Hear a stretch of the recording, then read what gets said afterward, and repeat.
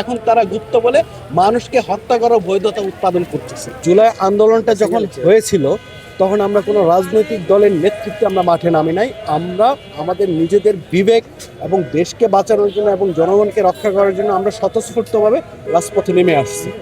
আসার পরে এই যে দীর্ঘদিনের যে একটা স্বৈরাচারের যে শাসন ব্যবস্থা ছিল সেটা বিলুপ্তি হয়।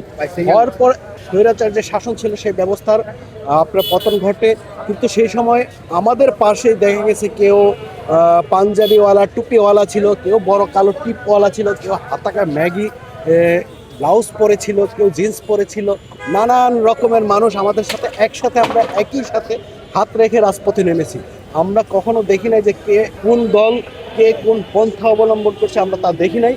কিন্তু দেখেন একটা বিষয়, আওয়ামী লীগের শাসন আমলে যারা বলতো যে হচ্ছে শিবির বলে মানুষকে মারা জায়েজ করে ফেলেছিল, আজকে যারা নির্বাচিত সরকার তাদের উপর সে আওয়ামী লীগের যে পেতাত্তা ভর করছে, এখন তারা গুপ্ত বলে মানুষকে হত্যা করার বৈধতা উৎপাদন করতেছে।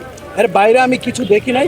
আর এই গুপ্ত শব্দটা আমরা কখনো শুনি না, এটা আমদানি করছে স্বয়ং প্রধানমন্ত্রী তারেক রহমান নিজে। কিন্তু তারা জানে না যে ওই সময়টা আওয়ামী লীগের সময়টা ছাত্রদল বলেন, ছাত্র শিবির বলেন বা যারাই হলে ছিল তারা পাঞ্জাবের জগতে একটি বিশ্বস্ত নাম শাবাব এথনিক ওয়্যার। রাজনীতির বাইরে যারা ছিল তারা কৌশলগতভাবে ওখানে অবস্থান করতে হয়েছে। কারণ আপনি হলে যখন থাকবেন আপনার মিটিং মিছিলে যাইতে হইতো, না গেলে আপনাকে মারধর করতো। তখন তারা আত্মরক্ষার কৌশলে বিভিন্ন রকম প্রক্রিয়া আমরা দেখেছি। আমরা নয়নের অবস্থা দেখেছি, নয়নের বেলা বলে কৌশল আর বাকির বেলা বলে গুপ্ত। তো এই যে দ্বিচারিতার চরিত্র, এইগুলো টোটালি মুনাফিকি কর্মকাণ্ড এবং তারা এই দেশকে কখনোই ভালোবাসে না। যদি ভালোবাসতো তাহলে তারা এই গুপ্ত শব্দটা কখনোই বলতে পারো না। তারা গোপনভাবে ছিল দেখে আওয়ামী লীগের এই শক্তিটাকে দুর্বল হয়েছে, বিদায় আওয়ামী লীগের পরাজয় হয়েছে। লন্ডন প্রবাসী জীবন পার করে সে বাংলাদেশে আসতে পারছে এবং তার মমতাময়ী মায়ের জানাজায় উনি উপস্থিত হতে পারছে এবং মমতাময়ী মায়ের শেষ মুখটা তিনি দেখতে পারছেন।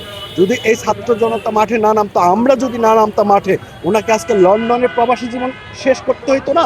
আর ওনার মায়ের জানাজায় এত লক্ষ কোটি জনতা কখনোই হইতো না, এটা সম্ভব ছিল না। শুধু এই জন্যই বলবো, এই দেশে 24 পরবর্তীতে আমাদের আকাঙ্ক্ষা ছিল কোনো ক্যাম্পাসে যেন সন্ত্রাস না হয়, অগ্নিকাণ্ড না হয়, চাঁদাবাজ না হয়, একটা সুস্থ পরিবেশ হোক যেখান থেকে আমার ছেলে মেয়েরা, আমার ছোট ভাই বোনেরা সুন্দর একটা ভবিষ্যৎ নিয়ে যেতে পারবে। এটা আমি প্রত্যাশা করব এই গভর্নমেন্ট সরকারের কাছে।